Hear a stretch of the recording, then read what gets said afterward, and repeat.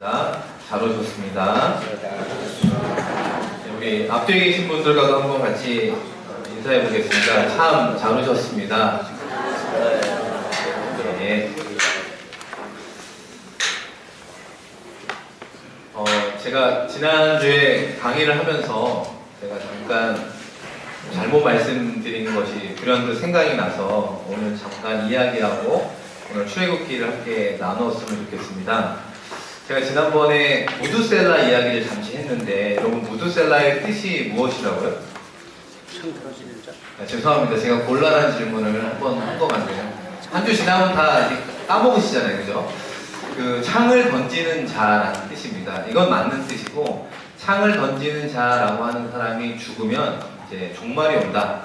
이것도 맞는 이야기입니다. 근데 제가 그걸 노아의 아들이라고 표현을 좀 한 것 같은데요. 그게 아니고 에녹의 아들 무드셀라입니다. 그래서 무드셀라가 969년을 산 이유가 여러 가지가 있겠지만 하나님께서 종말을 원치 않으시고 기다리시고 한 명이라도 하나님의 자녀로 돌아오기를 원하시는 하나님의 사랑이 담겨있는 숫자가 969다 이런 이야기를 했습니다. 근데 여러분 무드셀라의 아버지가 누구라고요? 에녹이죠. 여러분 에녹이라고 하는 사람의 특징을 혹시 아시나요? 예, 아마 이렇게 말씀하시는 거 보니까 아시는 것 같은데요. 에녹은 죽지 않고 하나님께서 그를 데려가셨다라고 말하는 최초의 사람이 바로 에녹이라는 사람입니다. 여러분 나중에 한번 살펴보시면 창세기 5장 말씀에 보시면 22절에 이런 표현이 있는데요. 무드셀라를 낳은 후 에녹입니다. 300년을 하나님과 동행하며 자녀를 낳았다라고 이야기합니다. 그러니까 에녹의 입장에서는 무드셀라라고 한 사람의 아들을 부를 때마다 우리는 뜻이 창을 던지는 자고 그 무드셀라가 혹시라도 일찍 죽으면 이 땅에 종말이 오겠구나. 그런 어떤 불안 속에 혹은 이제 두려움 속에 살았을 삶일 텐데 하나님께서 이 말씀이 참 은혜로운 부분이 이런 데 있는 것 같습니다. 65세에 무드셀라를 낳고 300년 동안 에녹이 하나님과 동행했다라고 이야기하면서 하나님이 늘 동행해 주시니까 기쁨이 생기고 은혜가 생기고 또 하나님께서 주신 평안 가운데 살면서 하나님께서 마지막으로 그에게 주신 선물이 무드셀라를 죽기 전에 하늘로 그를 데려가셨다라고 성경은 증언하고 있는 것이 아닌가라는 생각을 하게 됩니다. 중요한 사실은 하나님께서 무드셀라를 통해서 오래 살게 하시고 더불어서 그를 통해 하나님의 심판을 더디 우리에게 임하게 해주시기를 원하시는 그분이 우리의 하나님이다라고 하는 부분을 이야기 드리고 싶고요. 오늘은 출애굽기입니다. 오늘 한 번의 강의로 출애굽기가 끝나게 돼서 한번 출애굽기를 숲으로 본 출애굽기를 한번 보도록 할 텐데요. 여러분이 갖고 계신 교환에는 크게 두 가지로 나눠 있는데 이걸 세 가지로 나누어서 잠깐 설명을 드리면 첫 번째가 1장에서 몇 장까지 되어 있습니까? 18장까지 되어 있는데 말 그대로 출애굽에 대한 이야기를 하는 겁니다. 하나님의 능력으로 이스라엘 백성들이 출애굽이라는 게 그런 뜻이잖아요. 애굽에서 나왔다. 이 부분을 이야기하고 있는 것이 1장에서 18장이고요. 그러면서 이스라엘 백성들이 출애굽에서 시내산까지 도착하는 것까지를 다루고 있는 것이 18장까지라고 말할 수 있습니다. 그럼 두 번째는 19장에서 40장인데요. 이거를 좀 한 번 더 세분해서 보면은 19장에서 24장으로 나눌 수가 있습니다. 19장에서 24장의 중요한 것은 시내산 언약이라고 합니다. 여러분 우리가 옛날에 그런 성화, 영화를 많이 봤을 텐데 모세가 시내산에서 무엇을 봤죠? 십계명을 돌판에 봤잖아요. 그 말씀이 담겨져 있는 장이 19장에서 24장인데 그 중에 20장입니다. 아까 말씀드린 1장에서 18장 중에 혹시라도 성경 통독을 다 하기 어렵다 이렇게 느끼시는 분은 3장 그리고 12장을 꼭 읽으시면 좋겠습니다. 3장은 모세의 소명장과 동시에 하나님이 누구이신가를 다시 한번 이야기해 주셨고 12장은 6월절 사건입니다. 어떻게 이스라엘 백성들이 하나님의 권능의 팔로 출애굽을 하게 된 결정적인 신비로운 사건이 바로 6월절 사건인데요. 그게 12장에 기록이 되어 있습니다. 그리고 아까 말씀드린 19장에서 24장은 시내산 언약이라고 이야기하는데 그 중에 십계명이 가장 중요한 말씀인데요. 그것이 20장에 기록이 되어 있습니다. 그리고 이제 마지막으로는 25장에서 이제 40장이 남았습니다. 그죠?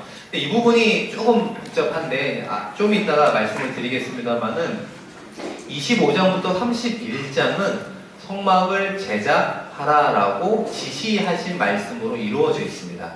그리고 35장부터 마지막 40장은 지시받은 대로 성막을 건축합니다. 그래서 40장에 보면 성막이 건축되어 복원식을 올리는 것으로 출애굽기는 끝나게 되어 있고요.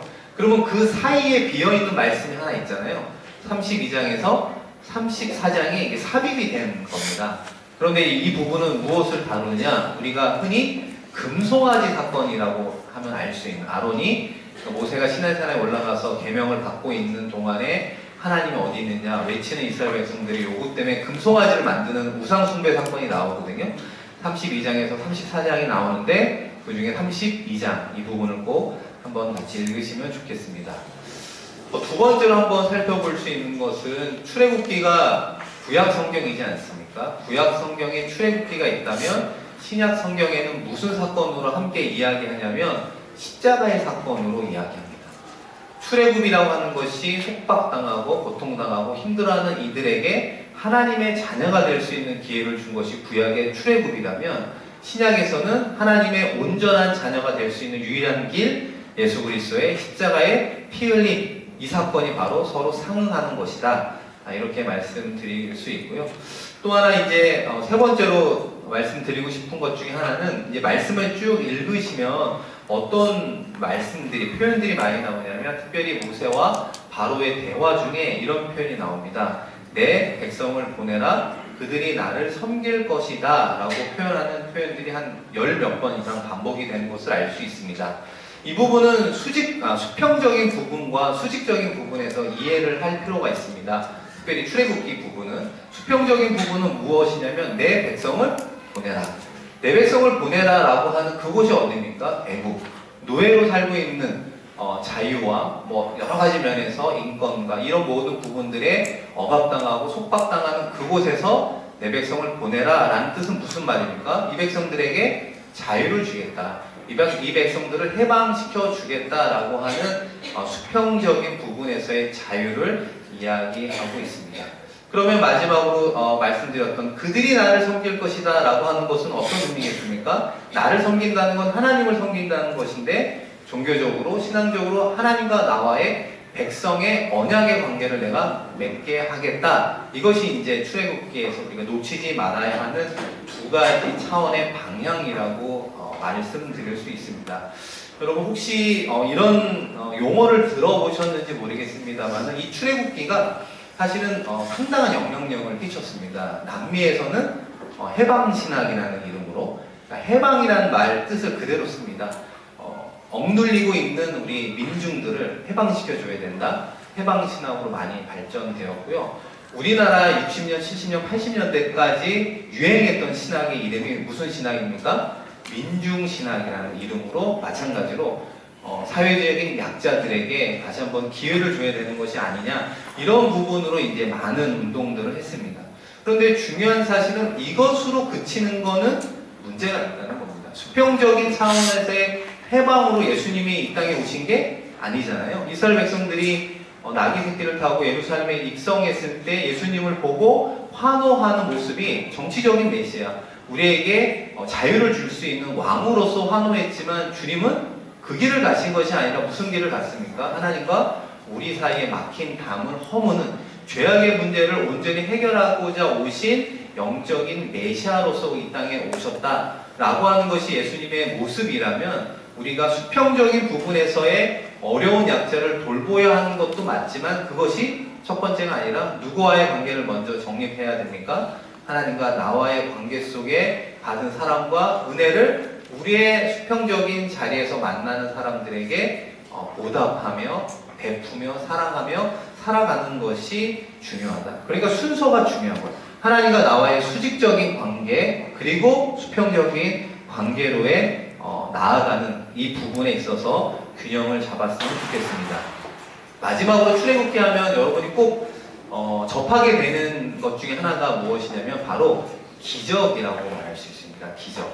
여러분 기적이 성경에 보면 가장 많이 이 표현이 좀 적절한 표현은 아닌데요. 뭉태기로 나오는 말씀들이 있습니다. 언제냐면 출애굽과 광야.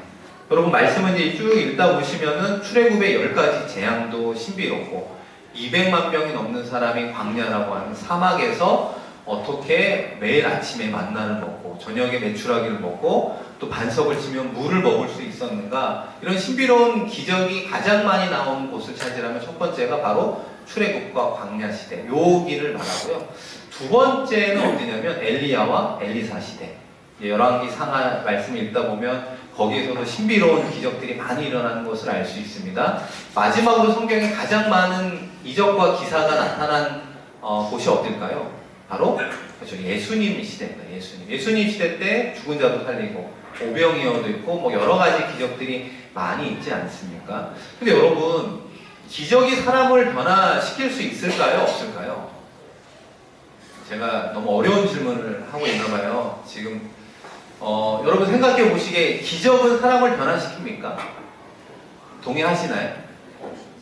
동의하신다면 예수님의 십자가 사건을 생각해 보시면 됩니다. 예수님이 죽은 자를 살린 걸 목격한 수많은 유대인들, 이방인들이 있었죠. 그리고 오병이의 기적부터 물 위를 걷는 기적, 병든 자를 살리는 수많은 기적을 보기도 하고 느끼기도 하고 경험하기도 했던 사람들이 나중에 변화에 어떻게 이야기합니까? 예수를 십자가에 못 박으라 이야기하는 것은 우리에게 무엇을 이야기해 주냐면 사람의 변화라고 하는 것이 기적을 통해서 이루어지는 것이 아니다라는 사실입니다. 여러분 사람의 변화는 어떻게 이루어집니까? 하나님이 사람을 변화시킨다라는 사실이죠. 근데 그 하나님께서 우리에게 주신 것이 하나님의 말씀이기 때문에 하나님의 말씀이 우리를 변화시키는 것입니다. 여러분이 왜 이렇게 좋은 날 식사하시고 또 좀 피곤하고 나른한 이 시간에 왜 성경 공부하기 위해서 이 자리에 오는 이유가 뭐가 있겠습니까? 뭔가 삶의 자리에서 만족하지 못하는 그 부분이 있는데 그거는 물질과 건강과 관계로 해결되지 않는 그 무언가가 있다, 그걸 느끼는 사람들이지 않겠습니까? 그런데 그 모든 부분을 해결해 줄 수 있는 것이 바로 하나님의 말씀이 우리를 변화시킬 수 있다라고 하는 것이 하나님께서 우리에게 주신 것입니다. 그래서 우리가 주일에는 이렇게 강의를 하고 주중에는 뭐 열심히 하시는 분은 25장, 40장 이렇게 말씀을 읽어 나가셔야 되는 이유가 바로 여기에 있습니다. 여러분 저도 이제 말씀을 또 강의도 하지만 저도 말씀을 읽는데 제가 읽어보니까 가장 좋은 방법이 뭐냐면요, 여러분 그 스마트폰에 보면 외부로 다운받을 수 있는 성경 통독 프로그램들이 있습니다. 근데 그 중에 이제 뭐 제가 지칭하기 좀 그렇지만 어쨌든 뭐 어떤 앱 중에 몇 가지를 잘 살펴보시면 성경을 1.4배속으로 읽어줄 수 있는 앱이 있습니다. 그건 빠르기는 더 할 수 있지만 근데 가장 적정한 속도가 1.4배속. 그거를 들으시고 눈으로 보시면 너무 빠르지도 않고 너무 느리지도 않아서 집중해서 성경을 읽을 수 있습니다. 여러분 꼭 기억하셔서 강의는 강의대로 들으시고 주중에 말씀을 읽으시면서 나에게 들려주시는 하나님의 음성을 또 들으시고 함께 나아가는 우리가 되었으면 좋겠습니다. 첫 번째로 이제 출애굽기의 3가지 부분을 함께 나누려고 하는데요. 첫 번째가 키워드가 무엇입니까? 1번에 보면 P라고 되어 있습니다. 거기에는 출애굽기 3장과 아까 말씀드린 12장 나와 있는데요. 모세의 소명장이라고 불려지는 출애굽기 3장의 말씀입니다. 하나님께서 모세를 불러주셨는데요. 떨기나무가 계속 타고 있는 것을 보여주시고 그 가운데 하나님께서 불러주시는 모습이 담겨져 있습니다. 우리 출애굽기 3장 6절 말씀 한번 같이 읽어보겠습니다. 나는 내 조상의 하나님이니 아브라함의 하나님, 이삭의 하나님, 야곱의 하나님이니라. 물론 모세의 소명을 따로 다룰 수도 있지만 이거와 함께 생각해 보아야 하는 것이 하나님께서 이름을 가르쳐 주십니다. 그 이름이 무엇이냐면 나는 스스로 있는 자라는 뜻입니다. I am who I am 이라는 뜻인데요. 이 부분은 뭐 어떻게 정확하게 해석하기가 좀 쉽지는 않습니다. 그런데 중요한 건 하나님께서 이름을 가르쳐 준다라고 하는 그 이름에 담겨 있는 의미는 무엇이냐면요. 이스라엘 백성들 혹은 모세 혹은 우리가 경험한 하나님이라는 뜻입니다. 그러니까 스스로 있는 나는 스스로 있는 자다라고 하는 것은 모세가 경험한 하나님의 이름이다라고 생각하시면 됩니다. 아브라함이 아들 이삭을 바칠 때 받은 이름이 무엇입니까? 여호와 이레. 준비하시는 하나님을 경험하잖아요. 아들 대신에 양이 있는 것을 보여주시고 양을 대신 제물로 바쳐라. 이렇게 경험했을 때 아브라함이 하나님을 여호와 이레라고 이야기하는 건 그런 하나님을 경험했다. 그런 의미에서 여호와의 이름이 모세가 경험한 이름이 무엇입니까? 나는 스스로 있는 자라고 이야기하는 것입니다. 함께 읽었던 말씀처럼 이것의 첫 번째 의미는 무엇이냐면 내가 너의 조상 아브라함의 하나님 그리고 그 아들 이삭도 만나 주었고 야곱도 만나 주었고 요셉도 만나 주었을 뿐만 아니라 그 이후로 430년이 지났지만 내가 지금도 너 앞에 서 있는 하나님 그리고 우리와 함께 하시는 하나님 그리고 너의 자손과 미래에 함께 하실 그런 하나님이다 라고 하는 뜻이 바로 나는 스스로 있는 자라고 하는 첫 번째 뜻입니다. 두 번째 뜻은 무엇이냐면 나는 감추어져 있는 하나님, 신비한 하나님이다 라고 이야기합니다. 다시 말해 나로 인해 하나님을 믿다 보면 좌절을 겪기도 하지만 격려도 받게 해주시는 하나님 내가 너와 함께 하지만 내가 원하는 방식이 아니라 하나님이 원하는 방식으로 함께 하신다라고 하는 신비로운 하나님이라는 뜻입니다. 이런 의미가 이제 나는 스스로 있는 자라고 이야기할 수 있습니다. 그러니까 우리가 기대하는 대로 이루어지는 하나님이 아니라는 거죠. 다시 말해서 우리가 기도하는 대로 응답해 주시는 하나님이 아니다라고 하는 것을 다시 한번 이야기합니다. 그리고 나서 시간이 지나고 보니까 이것이 하나님의 은혜였구나. 이것이 하나님께서 우리를 사랑해 주시는 도움의 손길, 은혜의 순간이었구나. 나중에 깨닫고 그 하나님을 우리가 찬양하게 될 때 만나는 하나님이 바로 나는 스스로 있는 하나님, 그런 하나님을 만나게 됩니다. 그 다음으로 한번 넘어가 보시면 이제 10가지 재앙 이야기가 나오고 있는데요. 우리 출애굽기 12장 12절 말씀 한번 같이 읽어보겠습니다. 내가 그 밤에 애굽 땅에 두루 다니며 사람이나 짐승을 망론하고 애굽 땅에 있는 모든 처음 난 것을 바치고 애굽의 모든 신을 내가 심판하리라. 나는 여호와라. 나는 여호와라 라고 하는 이 여호와가 유일하신 하나님, 유일하신 하나님이다. 다른 신은 없다 라고 하는 것을 강조하시는 하나님의 칭호라고 생각해 보면 됩니다. 여러분 10가지 재앙 중에 혹시 뭐 어떤 거 기억나십니까? 뭐 기억나는 게 뭐가 있죠? 그죠. 파리떼가 있고 독종, 그 다음에 흑암, 장자 죽이기, 피, 개구리 뭐 이런 것들 기억하시죠? 순서대로는 외우기가 어렵죠? 외울 수 있으세요? 많이 어렵지 않습니까? 근데 중요한 건 이거를 외우는 게 중요한 게 아니고요. 왜 하나님께서는 출애굽을 하기 직전에 10가지 재앙을 하나님께서는 이스라엘 백성과 또 애굽 사람들에게 그것을 보여주셨냐 하는 것이 중요합니다. 이것을 혹자는 모세와 바로의 싸움이다. 그런 것이 아니다라는 거죠. 이스라엘과 애굽의 두 나라와의 정치적인 어떤 싸움이다. 그런 것을 이야기하고 싶은 것이 아니라 살아계신 하나님께서 애굽의 거짓 신들의 배후에서 숨어 정체를 감추고 있는 사탄의 권세를 무너뜨리고 있는 영적인 싸움의 현장을 우리에게 이야기해주고 있는 겁니다. 여러분 이집트 하면 떠오르는 게 이집트 문명이잖아요. 4대 문명의 공통점이 무엇이냐면 다 강이 있다는 거죠. 황하 문명도 황하강이 있지 않습니까? 마찬가지로 이집트 문명을 이룰 수 있는 그 기본, 바탕이 됐던 건 나일강입니다. 그래서 나일강을 신으로 숭배한 겁니다. 그래서 그 나일강의 신 이름이 오시리스라고 하는 신을 섬겼던 거예요.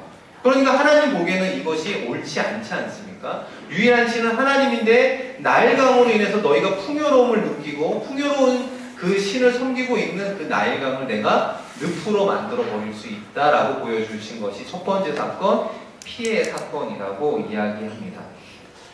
여러분 6번째 사건 중에 뭐가 있냐면요. 독종이라는 게 있습니다. 독종을 왜 보냈느냐. 이집트 사람들이 어떤 신을 섬겼냐면 치료의 신을 섬겼는데요. 그 치료의 신 이름이 뭐냐면 임호텝이라는 신입니다. 임호텝. 그럼 이모탭이라고 하면 혹시 어디선가 들어본 듯한 느낌이 들지 않으세요? 영화 미라 보시면 이모탭이라는 그 말이 나옵니다. 그게 뭐냐면 치료하는 신을 숭배했었습니다. 그렇기 때문에 독종을 통해서 다시 한번 그것이 거짓 우상이다라고 하는 것을 이야기해 주고 있습니다. 우리가 10가지 재앙 중에 특별히 중요한 게 9번째 흑암인데요. 흑암은 어떤 신을 섬겼냐면 바로의 아버지를 태양신으로 섬겼습니다.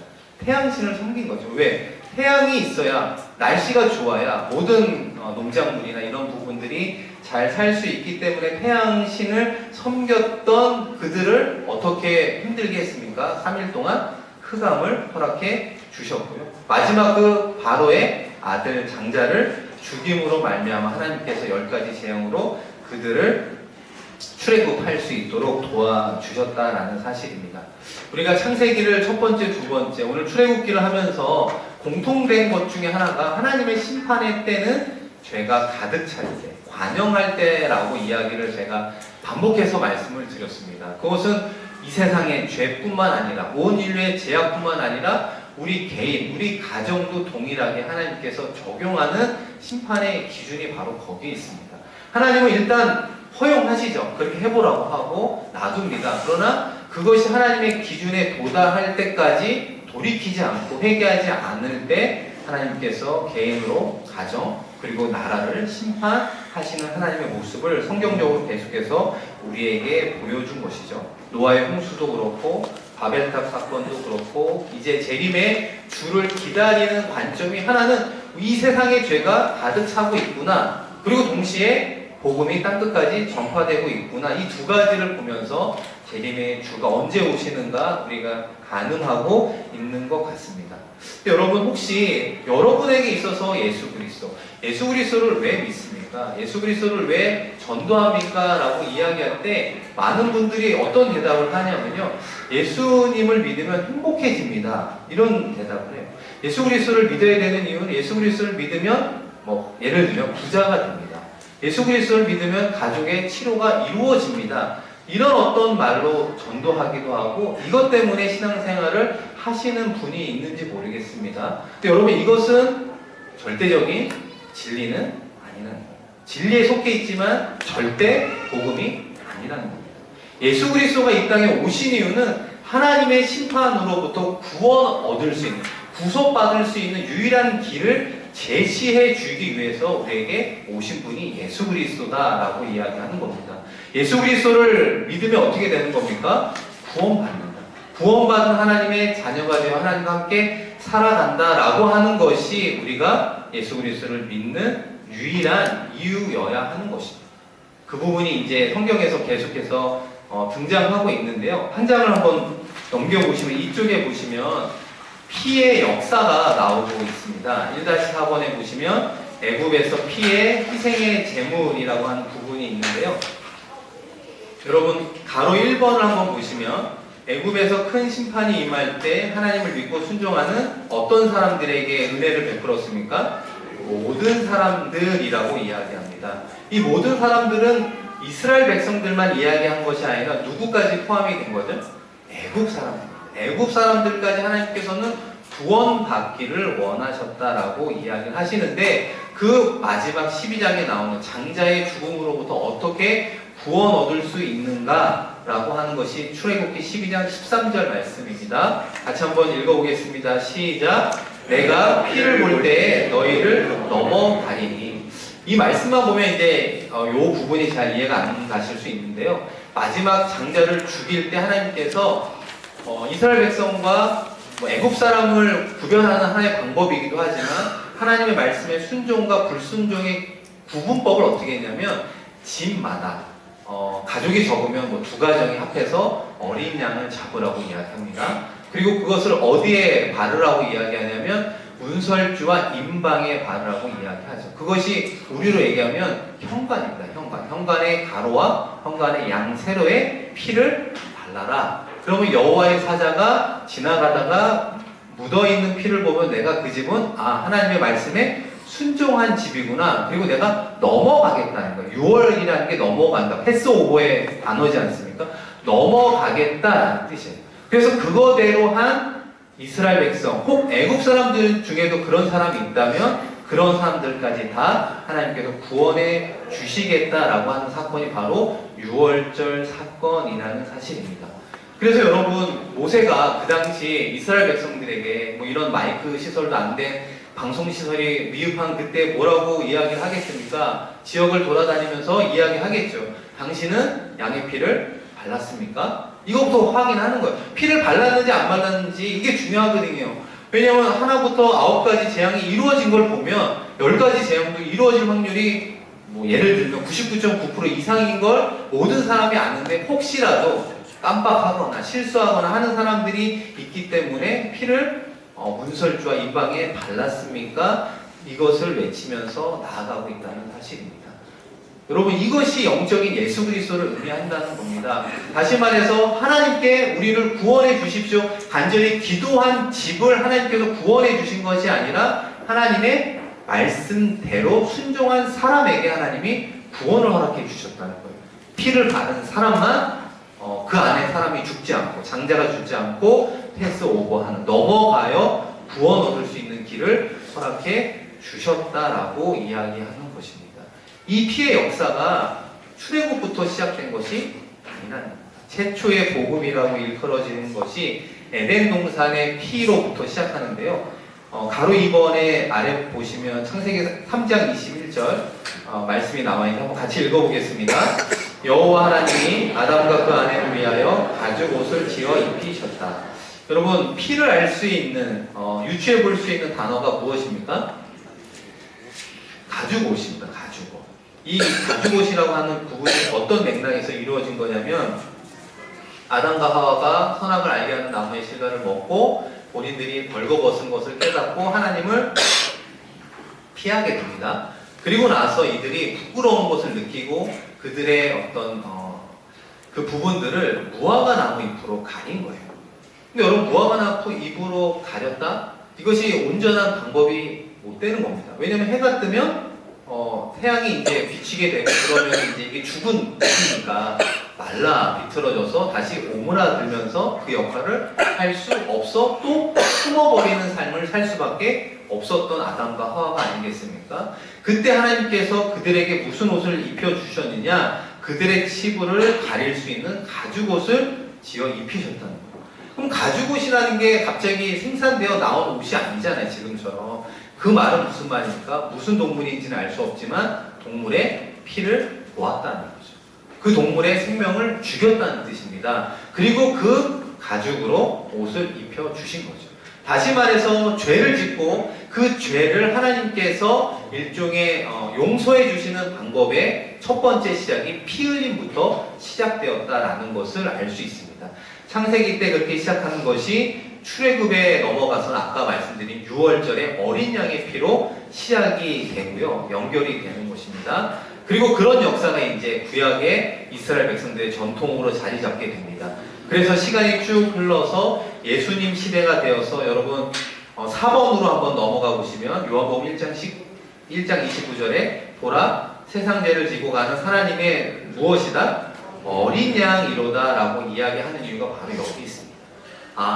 어린 양의 피를 통해서 6월절에 구원해 주신 그 하나님, 이 세상에 구원을 시켜주시고자 하나님께서 보내주신 하나님의 어린 양이구나 라고 하는 것을 성경은 이야기하는 것입니다. 예수님도 스스로 자신을 어떻게 이야기합니까? 누가복음 22장 20절에 이 자는 내 피로 세우는 새 언약이다. 내 피로 세운다. 내가 피를 흘려야 그 피가 여러분의 죄를 속할 것입니다. 구원할 것입니다. 라고 하는 것을 이야기해 주고 있습니다. 여러분, 성경의 마지막 신약 성경이 어디입니까? 요한계시록이잖아요. 요한계시록의 마지막 7장 14절에 보시면 어린 양의 피에 그 옷을 씻어 희게 하였다라고 이야기합니다. 천국을 환상을 보았는데 하나님 앞에 서 있는 사람들을 보았습니다. 근데 그 사람들의 공통점이 뭐냐면 어린 양의 피에 그 옷을 씻어 희게 된 사람들을 보았다. 이렇게 이야기하는 것입니다. 그렇기 때문에 예수 그리스도가 왜 우리의 구원자가 되어야 하는가? 그것은 창세기로부터 출애굽기 그리고 레위기, 민수기 이하 신약의 말씀으로부터 그렇기 때문에 우리의 예수를 믿는 이유가 예수의 피가 우리의 모든 죄를 씻어 하나님 보시기에 의인으로 만들어 주신다라고 하는 것이 유월절 사건의 핵심이라고 생각합니다. 여러분 이제 그 다음 2번으로 한번 넘어가 보시면 율법입니다. 이 율법이 아까 시내산 언약 가운데 들어가 있다고 그랬잖아요. 여러분 시내산 언약이 몇 장부터 몇 장입니까? 19장부터 24장까지 시내산 언약인데요. 그 중에 10계명이 어디서 나오냐면 출애굽기 20장에서 나오고 있습니다. 여러분 그리스도인의 삶 속에서 율법의 역할이 무엇인가? 지금도 은혜의 시대에 살고 있는데 율법이 필요한가? 이 부분을 잠깐 한번 생각해 보면 좋겠습니다. 여러분 10계명이라고 하는 것은 10마디의 말씀이라는 뜻입니다. 10계명이 10가지 계명이잖아요. 10마디의 하나님의 말씀 이렇게 생각하시면 되는데 여러분 특징이 있습니다. 이 10계명에는 하나부터 10가지가 있지만 그 중에 하나님과 우리와의 관계를 이야기하는 10계명의 내용이 있고 사람과 사람 사이의 관계를 이야기하는 계명이 있습니다. 여러분 하나님과 사람의 관계를 이야기하는 10계명은 1계명부터 몇 계명까지일까요? 1계명부터 네 번째까지. 네 번째가 안식일을 거룩히 지키라 라고 하는 것까지가 하나님과 우리와의 관계를 이야기하는 거고요. 그러면 다섯 번째부터 이제 사람과 사람의 관계를 이야기하는 것 아니겠습니까? 그러면 사람과 사람의 관계를 이야기하는 다섯 번째 계명이 무엇일까요? 내 부모를 공경하라 라고부터 시작합니다. 혹시 기독교를 믿으면 잘 모르는 분들은 기독교를 믿는 사람들은 조상을 몰라본다. 돌아가셔도 이렇게 제사도 안 드려준다. 이런 이야기를 하는 오해가 있는 소지가 있는데요. 하나님께서 우리에게 주신 10계명의 다섯 번째, 사람과의 관계의 첫 번째가 내 부모를 공경하라라고 이야기합니다. 여러분 제가 한 가지 물어보겠습니다. 여러분 부모님도 살아계신 분도 있잖아요, 그죠? 부모님을 어떻게 공경하고 계십니까? 네, 죄송합니다. 여러분의 부모님은 어떻게 공경하고 계시죠? 예를 들면 말 잘 듣는다, 용돈을 두둑하게 드린다, 여러 가지 방법이 있지 않습니까? 근데 제가 이제 들은 어떤 방법 중에 하나가 마음에 많이 남는 것 중에 하나가 있는데요. 우리가 하나님을 공경한다. 공경한다는 표현보다 하나님을 사랑하는데 가장 신앙적 모습이 무엇이냐면 주일 예배입니다. 주일 예배. 왜 그러냐면 주일 예배를 통해 하나님께 우리를 드려지는 거 아닙니까? 레위기 말씀을 이제 다음 주에 보시면 번제로 드리듯이 우리를 드리는 게 예배니까 하나님이 우리 예배를 받으시거든요. 주일에 먼 곳까지, 이 영락교회까지 오셔서 예배 드리는 거, 그것이 하나님을 사랑하는 우리의 표현의 한 방법이라면 부모님을 공경하는 하나의 방법도 마치 이와 같지 않을까라는 생각을 합니다. 무슨 말이냐면 일주일에 한 번, 일주일에 한 번이 어렵다면 2주일에 한 번, 2주일이 어렵다면 한 달에 한 번이라도 부모님을 찾아 뵙는 거, 같이 만나서 식사하고 대화하는 것이 가장 부모님을 공경하는 모습이 아닌가라는 생각을 합니다. 계좌이체로 몇십만 원씩 매달 용돈 보내주는 것으로 자식된 도리를 다한다? 그럴 수도 있지만 제가 보기에는 부모님이 원하는 건 여러분의 얼굴이 아닐까. 만나서 어떻게 지내는지 이야기도 좀 듣고 같이 점심도 저녁도 하면서 함께 이야기하는 것이 좋지 않은가라는 생각을 하게 됩니다. 여러분 주변에 가까운 곳에 부모님이 계신다면 정기적으로 좀 찾아뵙는 것, 그것이 부모님을 공경하는 하나의 방법이 되는 것 같습니다. 여러분 그런데 왜 하나님께서 이와 같은 10계명을 우리에게 허락해 주셨는가라고 하는 것은 여러분 혹시 이 왕자와 거지라는 소설 아세요? 마크 트웨인이 썼던 이 왕자와 거지를 약간 각색해서 이 로버트 머머라는 사람이 거지인가 왕자인가라는 아주 조그마한 책을 썼습니다. 이 부분을 읽어보면 이 율법을 왜 주셨는지를 잘 알 수 있습니다. 왕자와 거지 이야기는 다 아시잖아요. 쌍둥이인데 왕자로 사는 사람이 너무 왕궁 생활이 부려하니까 세상으로 나가고 싶었는데 우연히 똑같은 쌍둥이 거지를 만나고 이 거지도 밥 굶으며 사느니 왕자로 한번 살아보면 어떨까 싶어서 다시 서로 이렇게 체인지하지 않습니까? 그런데 거지에서 왕자로 바뀌었습니다. 신분은 일시적이라 할지라도. 그런데 그가 무엇을 모르죠? 왕의 법도를 모르죠. 왕자로서 어떻게 생활해야 되는지를 모르니까 식사하면 개걸스럽게 먹는 거죠. 손으로 먹고 뭐 이런 생활을 하는 이야기가 담겨져 있거든요. 이게 꼭 우리에게 맞는 이야기입니다. 하나님께서 예수 그리스도를 통해 우리에게 구원받은 하나님의 자녀를 삼아 주셨다라고 하는 것은 신분이 하나님의 자녀로 올라간 거예요. 거지에서 왕자로 올라간 겁니다. 그런데 왕자로서 우리가 살아본 적이 있어요, 없어요? 없잖아요. 살아본 적이 없지 않습니까? 그렇게 없다 보니까 왕자로서 필요한 왕도가 있을 거 아니에요. 궁중생활에 필요한 법도가 있지 않습니까? 그것이 바로 우리에게 율법으로 주신 겁니다. 그 율법을 따라 살면 하나님의 자녀로 쉽게 얘기해서 품위 있게 살아갈 수 있도록 해 주셨다라고 이야기하는 것입니다. 그러니까 이것은 무슨 말이냐면 왕자가 된 다음에 필요한 것이 율법이라는 거예요. 이것을 거꾸로 생각하시는 분들이 있습니다. 무슨 말이냐면 특별히 이제 행위 구원론을 주장하는 이단들이 있거든요. 우리는 행위로 구원을 얻는다라고 주장하는 사람들이 상당히 많이 있습니다. 우리가 행위로 구원을 얻습니까? 믿음으로 얻습니까? 믿음으로 얻잖아요. 그 믿음이 은혜라는 거예요. 내가 죄인인데 하나님의 자녀가 될 수 없는데 오직 의인은 믿음으로 말미암아 살리라 라고 하신 하나님의 말씀에 근거하여 내가 부족하지만 하나님의 자녀 왕자가 된 것이고 그 다음 왕자에 필요한 왕의 법도가 바로 율법이라고 이야기하는 것입니다. 그래서 성경 전체는 은혜의 책이에요. 구약은 율법의 책이고 신약은 은혜의 책이 아니다. 이렇게 이분법으로 얘기하는 것이 아니라 성경 전체는 다 은혜의 책이다라고 우리에게 이야기하는 겁니다. 여러분 그 신뢰가 창세기 3장에 죄가 시작이 됨과 동시에 하나님께서 구원의 방법을 주시잖아요. 창세기 3장 15절에 보면 내 원수의 머리를 내 후손에서 날짜가 내 원수의 머리를 상하게 할 것이고 너는 그의 발꿈치를 어떻게 할 것이다. 이런 말씀이 3장에 동시에 등장하는 것을 알 수 있습니다.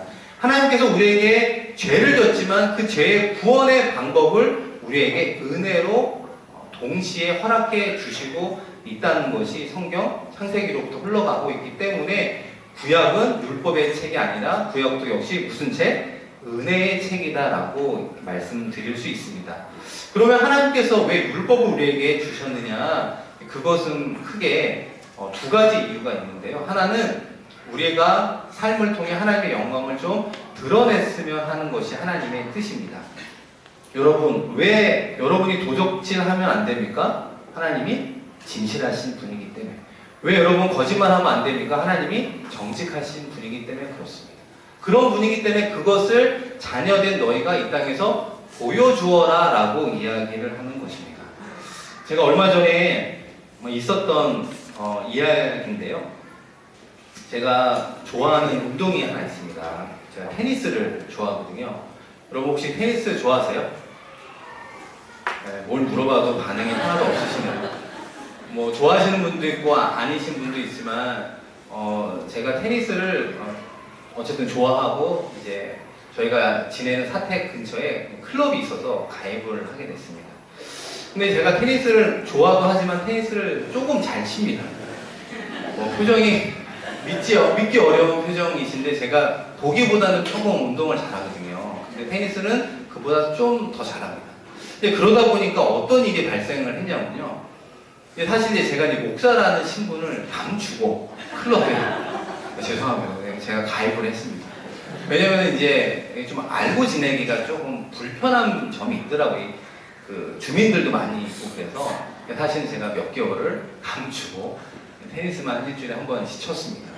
근데 이게 마음에 좀 불편하더라고요, 솔직히. 그래서 제가 다른 목사님께 좀 물어보니까 저보고 하시는 말씀이 커밍아웃을 해라. 너의 신분을 밝혀라. 네가 왜 목사인데 목사라고 당당하게 밝히고 그에 따라 행동하지 못하느냐. 이야기가 하나님의 음성처럼 제 마음에 팍 꽂혔습니다. 그래서 제가 커밍아웃을 해서 제가 사실은 예를 들면 영락교회 부목사입니다. 이렇게 이야기를 하게 됐습니다. 그런데 이제 그러다 보니까 이제 어떤 인맥이 형성이 되냐면 여러분 클럽에 한 70명이 가입이 되어 있는데요. 그 중에 테니스를 제일 잘 치는 분이 한 분 있어요. 근데 그분이 무학교의 장로님이신 거예요. 근데 이분이 장로님이시고 제일 잘 치고 제가 또 목회자니까 저를 좀 섬겨주신다고, 예를 들면 테니스가 면이 2개거든요. 하나는 이제 레슨을 하기 때문에 요 면 하나를 쳐야 되는데 복식을 치면 4명이잖아요. 근데 기다리는 사람은 10명, 12명이거든요. 그러면 한 게임, 2게임을 기다리면 시간이 되게 좀 낭비하잖아요. 근데 그렇다고 목사라고 알려져 있는데 얌체처럼 속 들어갈 수는 없잖아요. 그러니까 자리에 가만히 이렇게 앉아있는 거예요. 이 장로님이 오셔갖고 우리 목사님 좀 오시라고, 여기 자리 비었다고 이러면 주변에 있는 사람들이 아무 말을 못 하더라고요. 이제 그러면서 이제 제가 테니스를 치게 됐습니다. 근데 제가 왜 괴로움을 겪었었냐면, 사실은 이분들이 이제 테니스를 치면 꼭 그 다음 애프터가 있어요. 애프터가 뭐냐면 술 한잔 하러 가셨거든요. 제가 처음에 컴액아웃 하기 전에. 그래서 제가 저 괜찮다고, 집에 아이가 어려서 먼저 가야 된다고 그렇게 한 번, 2번, 3번 이렇게 뭐 양해를 구하니까 이분들이 별로 좋아하지 않더라고요. 눈치가. 저 사람은 그냥 테니스만 치고 가는구나, 이런 사람으로 좀 인식이 되는 것 같아요. 뭐 그래도 이제 뭐 그러려니 하고 넘어갔는데, 제가 아까 테니스를 조금 친다고 그랬잖아요. 그러니까 이분이 대회가 있단 말이에요. 대회가 분기마다. 언제 있을까요? 주일날 있습니다. 주일날. 일요일날 대회가 있으니까 저보고 같이 파트너 해갖고 게임 나가자는 거예요, 사람들이. 그래서 제가 뭐라고 그랬냐면, 그 커밍아웃 하기 전에 제가 일하는 직장이 일요일날 일해야 된다고. 제가 일요일날 제가 제일 바쁘다고. 제가 제일 바쁘잖아요, 일요일날 주일에. 근데 이제 그걸 말씀을 못 드리고 그냥 일요일에 직장이 제가 제일 바빠서 이날 어떻게 뺄 수가 없다고. 이상한 눈빛으로 바라보다가 이제 나중에 돼서야 이제 비로소 저분이 목사님이어서 이제 그렇게 이야기를 하셨구나, 이제 이해가 됐습니다. 여기까지 이제 정리가 됐고요. 그러던 어느 날, 지난주 목요일 날 제가 구리 쪽에 병원 신방을 갔습니다. 근데 이제 제가 삼남중앙회를 또 담당하다 보니까 요새 밴드가 많잖아요. 밴드에 뭐가 떴다고 뭘 확인하라는 연락이 와서 밴드를 보다가 이제 그 테니스도 이제 밴드가 있는데 70명 가입된 밴드에 뭐 N자가 뜬 거예요, N자가. 이게 또 뭐가 떴나 하고서 같이 살펴딱 보니까 제가 70명 중에 유일하게 알고 있는 분이 한 7, 8분인데 그 중에 저한테 도움을 줬던 분의 장인어른이 돌아가셨다라는 부고가 뜬 거예요. 딱 부고가. 그런데 이제 그걸 목요일날 봤는데 발인이 언제냐? 금요일 새벽 5시 반이에요. 그러니까 만약에 좀 조문을 가려면 그때 갈 수밖에 없는데, 정말 이거는 좀 안 갈 수 없었던 게요. 그 구리에 있는 병원에서 장례식장이 5km밖에 안 떨어져요. 이게 그러니까 갈등이 되는 겁니다. 이걸 가야 되나 말아야 되나. 그리고 그분하고 저는 사실 뭐 그렇게 가까운 것도 아닌데 이걸 갈아야 되나 말아야 되나 고민하다가 하나님이 가라고 하니까 이 순간에 보게 하셨지 않나. 그리고 5km밖에 떨어져 있지 않으니까 갔다 와봤자 뭐 1시간, 1시간 반이고 뭐 또 조의금 뭐 조금 하면 되잖아요. 그래서 제가 그냥 뭐 그런 마음으로 가서 조의금하고 같이 이제 만나서 이런저런 이야기를 했습니다. 근데 이분은 안 믿는 사람이거든요. 대부분 테니스 치는 사람들이 잘 안 믿어요. 근데 이분이 저한테 고맙다고, 이거 안 믿는 분이 은혜라는 말을 어디서 많이 들으셨는지 이 은혜를 어떻게 갚아야 될지 모르겠다고 대여섯 번 얘기하시는데 괜찮다고, 제가 뭐 바라고 이런 건 아니고 제가 몰랐다면 못 오지만 제가 이렇게 보고 또 가까운데 마침 또 신방이 있어서 오게 됐다, 부담 갖지 마시고 그래도 제가 목사니까 마지막에 제가 기도 한번 해드리겠다. 그래서 제가 기도하고 그 다음에 이제 헤어졌습니다.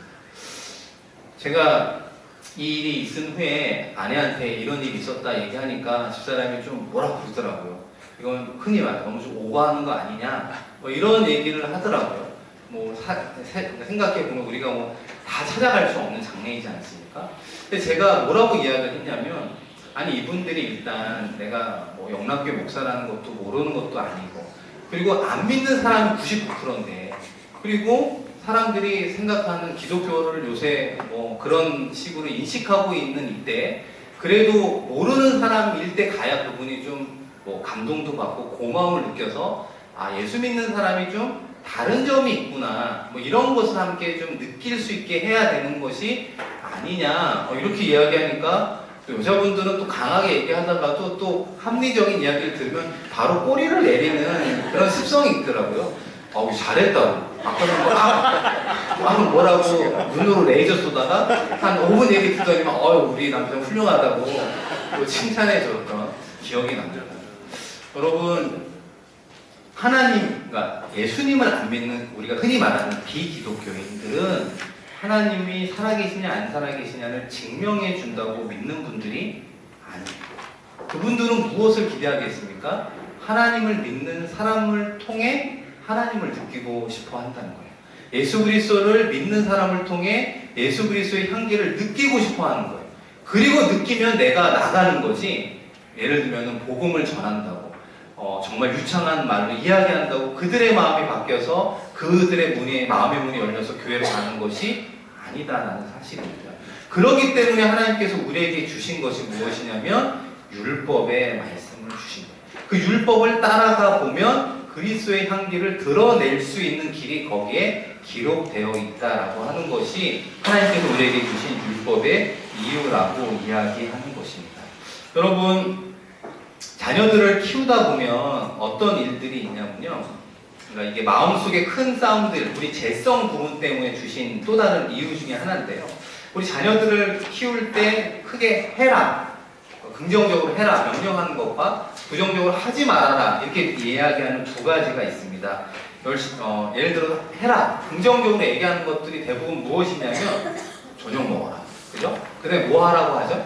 공부해라, 책 많이 읽어라, 뭐 이런 이야기를 하지 않습니까? 또 어떤 것들 합니까? 뭐 일찍 자라, 숙제하라, 뭐 이런 것들을 이야기하는 거예요. 저희 아들 이야기도 하지만 저녁 먹으면서 그 다음 아침 메뉴가 뭐냐고 물어보는 사람이지 않습니까? 그런데 이 아들을 키우면서 또 다른 하지 말아라 라고 하는 이야기들이 있다는 겁니다. 여러분 자녀들 보고 예를 들어서 우리 아들 너무 열심히 공부하니까 텔레비전 4시간 더 봤으면 좋겠어. 우리 아들 너무 책을 많이 읽으니까 인터넷 게임 오늘 지금부터 8시간 스트레이트로 해. 이렇게 얘기하는 부모 있어요, 없어요?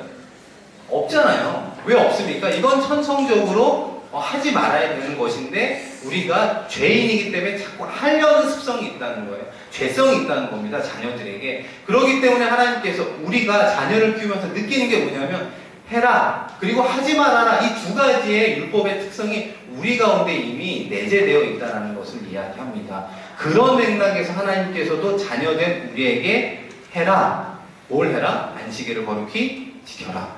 또 뭘 하라? 부모를 공경하라. 그리고 나머지 8개의 계명이 무엇입니까? 하지 말아라. 첫 번째가 나 외에는 다른 신을 섬기지 마라, 이렇게 이야기하는 거예요. 하지 마라 라고 하는 건 섬기고 싶은 마음이 우리 안에 있다는 거예요. 그러니까 하지 마라 라는 것을 이야기하는 거고요.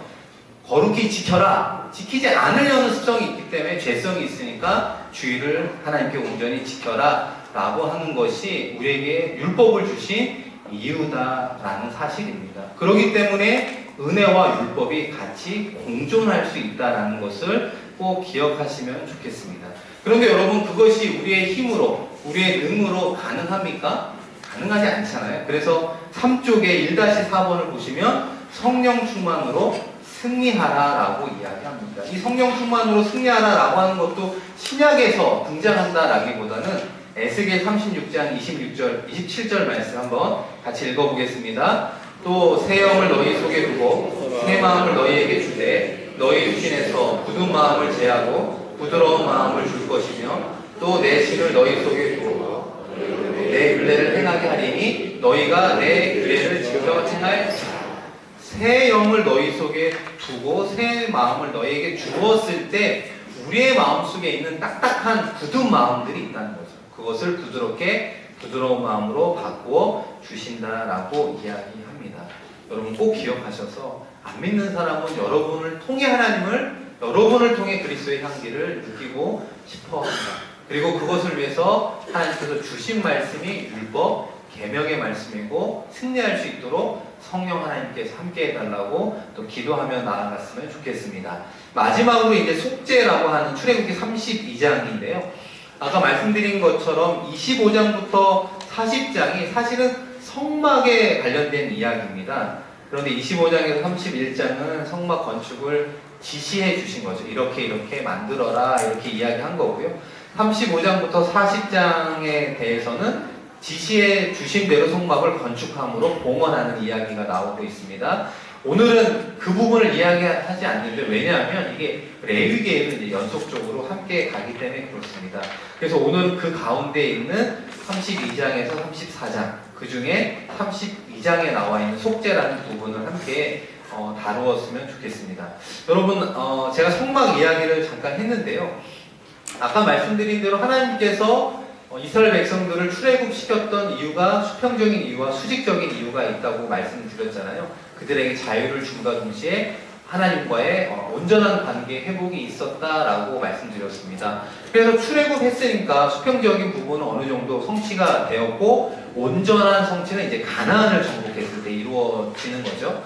그러면 동시에 하나님을 어떻게 섬겨야 되는가라는 문제가, 어떻게 시행해야 될 것인가 라고 하는 문제가 남아있는데, 그것을 해결하기 위해서 하나님께서 말씀하신 것이 성막을 건축해라 라고 이야기하는 거예요. 성막을 통해서 하나님이 너희를 만나주겠다는 뜻이죠.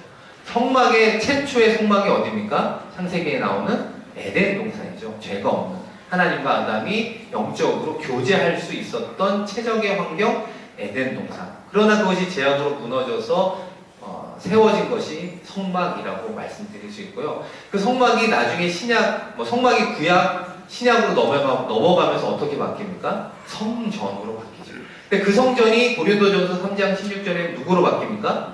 우리로 바뀝니다. 너희가 하나님의 성전인 것과 성령이 너희 안에 거하시는 것을 알지 못하느냐. 결과적으로 이것이 쭉 역사적으로 내려오면서 우리에게 이야기하고 싶은 것은 너희가 성전이다. 너희 안에 성령이 임한다. 오늘 담임 목사님을 통해서 주신 말씀이 그거 아니겠습니까? 성령이 우리 안에 거할 수 있는 건, 성령이 어떻게 우리 안에 거합니까? 우리 안에 성전이기 때문에, 성전이기 때문에 성령이 거할 수 있는 존재로, 하나님과의 관계로 우리를 이야기해 주신 겁니다. 그런 의미에서의 모형이 바로 성막이다 라고 말씀드릴 수 있고요. 그럼 성막만 지어놓으면 하나님을 어떻게 만나요? 만날 수 있는 뭔가 또 다른 방법이 있어야 되지 않습니까? 그것을 이제 레위기에 구체적으로 나오는 거죠. 번제를 드려라, 속죄제를 드려라, 속건제를 드려라, 화목제를 드려서 하나님과의 다양한 상황과 사건 속에 하나님을 만날 수 있는 채널을 열어주신 것이 바로 제사법입니다. 그것은 어디에 나오느냐, 이제 다음 시간에 레위기를 할 때 이제 그 제사법이 나오게 됩니다. 그래서 성막과 레위기의 제사법이 합쳐져서 출애굽의 구원의 은총을 받은 하나님의 백성들이 하나님을 섬길 수 있는 방법이 될 수 있고요. 동시에 성전인 우리가 어떻게 하나님과 교제하고 섬길 수 있는가에 대한 구체적인 모습이 이제 레위기 말씀에 등장하게 됩니다. 오늘은 마지막으로 이 속죄라고 하는 부분만 잠깐 생각해 보겠습니다. 속죄라고 하는 단어 옆에 영어가 있잖아요. 영어 뭐가 돼 있죠? 어토먼트라고 하는 단어가 되어 있습니다. 근데 이 부분이 왜 속죄라고 하느냐? 여러분 3쪽의 마지막 가로 3번에 보시면 속죄의 의미가 무엇입니까? 하나로 만듦이라는 뜻입니다. 하나로 만든다. 그래서 at one month가 합쳐진 단어입니다.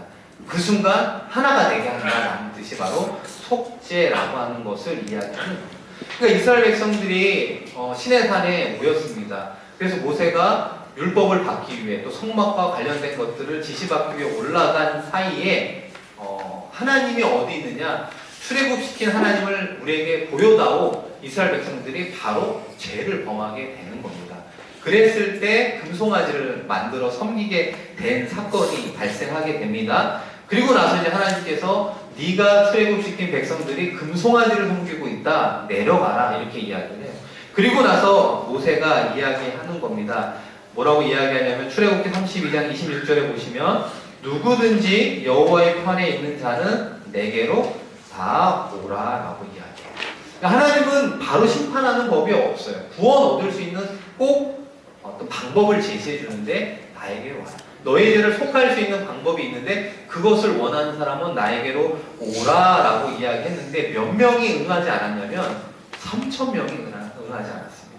그래서 그 3,000명이 이제 죽게 되는 사건이 이제 출애굽기 32장 28절에서 나오고 있는 것입니다. 중요한 사실은 이 사건 이후로 하나님께서 어떠한 뭐 신학적인 개념을 우리에게 허락해 주셨냐면 한 장을 넘겨보시면 4쪽에 속죄란이라고 하는 정의가 나와 있습니다. 같이 한번 읽어보겠습니다. 시작. 저질러진 잘못을 바로잡고 관계를 회복하기 위해 지불해야 할 대가를 말한다라고 이야기합니다. 다시 말해서 죄로 인해서 하나님과 우리 사이가 멀어지면 어떻게 이 죄 문제를 해결해서 하나님과 우리 사이를 다시 하나로 묶을 수 있느냐, 하나로 연결시킬 수 있느냐라고 하는 것을 우리에게 이야기하는 것입니다. 여러분, 어렸을 때 야구 같은 거 한다든지 축구 하다 보면 이웃집 창문 깨트린 적 있어요, 없어요? 없으셨어요? 공부만 열심히 하셨군요, 어려서부터. 근데 개구장이로 살다 보면 많이 창문 깨트리지 않습니까? 근데 이제 이게 어떻게 해결을 하느냐에 따라 틀린데요. 제가 어떤 주인을 만났냐면 깨졌어요. 그리고 가서 사과하고 불쌍한 눈빛을 보이면 대부분 이 주인들이 아 그래 놀다 보면 그럴 수 있지 이렇게 넘어가 주잖아요. 근데 이분은 다른 유형의 주인이었습니다. 다친 사람이 없어서 괜찮고 이 유인은 내가 치울 거니까 걱정하지 마. 근데 마지막 한마디가 뭐였냐면 그러나 이 유리창을 네가 원래대로 복구해놔. 이렇게 얘기합니다. 안 깨어져 원래 깨어져 있지 않은 그 상태로 끼워놔. 이것이 내가 이제까지 만난 가장 어려웠던 주인 중에 하나입니다. 여러분 이것이 맞다는 거예요. 하나님은 그걸 원합니다. 죄를 짓고 잘못했습니다. 용서해 주십시오. 그러면 해결되느냐? 그렇지가 않다는 거예요. 원상복구 해놔라 라고 이야기합니다. 원상복구를 어떻게 해요? 죄를 졌는데 원상복구를 어떻게 합니까? 하나님께서 주신 방법이 뭐예요? 생명의 피라고 하는 것이 원상복구의 방법이에요. 그렇기 때문에 죄를 질 때마다 이스라엘 백성들이 동물들을 가지고 와서 안수하고 그 자리에서 죽이는 거예요.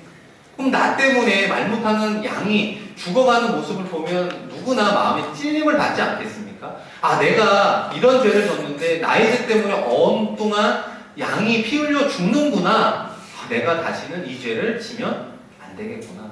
이런 모습을 통해서 그 죄로부터 멀어지기를 원하시는 하나님의 교훈적인 방법도 있음과 동시에 하나님께서 지정한 생명의 피 외에는 다른 속죄의 방법이 없다라고 하는 것을 이번 사건을 통해서도 다시 한번 보여주면서 어떻게 이야기를 합니까? 레위기 9장 7절 말씀 한번 같이 읽겠습니다. 시작. 너는 달에 나아가 내 속죄제와 내 번제를 드려서 너를 위하여 백성을 위하여 속하고 또 백성의 예물을 드려서 그들을 위하여 속하되 무릇 여호와의 명대로 하라. 무릇 누구의 명대로 하라? 여호와의 명대로 하라 라는 게 하나님의 기준이에요. 그래서 생명의 피를 보아야 하는 것입니다. 그래서 무엇이라고 표현되어 있냐면 백성을 위하여 속하고 죄를 속죄하고 이런 표현이 나오죠. 또 백성의 예물을 드려서 그들을 위하여 속하여라 라고 하는 것이 하나님의 방법이고 이 말씀에 온전히 순종하며 나아갔을 때 다시 하나님과 속죄가 이루어진 거죠. 에토먼트라고 하는 단어가 다시 이루어진 것이 레위기 9장 23절 말씀에 보시면 마지막입니다. 한번 같이 읽겠습니다. 모세와 아론이 회막에 들어갔다가 나와서 백성에게 축복하며 여호와의 영광이 온 백성에게 나타났다. 속죄하고 회복된 관계를 통해 하나님께서 보여준 것이 무슨 영광? 여호와의 영광을 이스라엘 백성들에게 다시 보여주심으로 회복된 관계가 이루어졌음을 다시 한번 이야기하는 것입니다. 여러분 이제 뭐 강의를 마치려고 하는데요. 중요한 건 우리가 예수 그리스도를 믿는 건 이 땅에서 잘 살기 위함이 아니다라는 사실입니다. 하나님과의 나와의 죄의 문제를 해결해 주신 유일한 분이 예수 그리스도의 피 흘림이고 그것을 믿는 믿음의 고백을 할 때 비로소 하나님의 자녀가 된다라는 사실입니다. 여러분 한 주간의 삶 속에 출애굽기 말씀을 읽으면서 나와 하나님의 관계에 혹시라도 막힘이 있는 것 같고 멀어진 것 같고 무언가 좀 이렇게 내적인 교제가 이루어지지 않는다라고 느낌이 있다면 혹시 하나님과 나와의 관계 속에 무엇가 죄의 문제, 막고 있는 장벽, 죄의 장벽이 무엇이 있는가 깨닫고 그것을 예수 그리스도의 이름으로 회개함으로 나아가 이스라엘 백성들이 여호와의 영광을 보면서 회복된 관계를 가졌던 것처럼 한 주의 삶 속에 속한 삶의 자리에서 여호와 하나님의 이런 영광을 맛볼 수 있는 또 체험하며 승리하는 저와 여러분 되시기를 주님의 이름으로 축복합니다. 이렇게 기도하겠습니다. 하나님 아버지 감사합니다.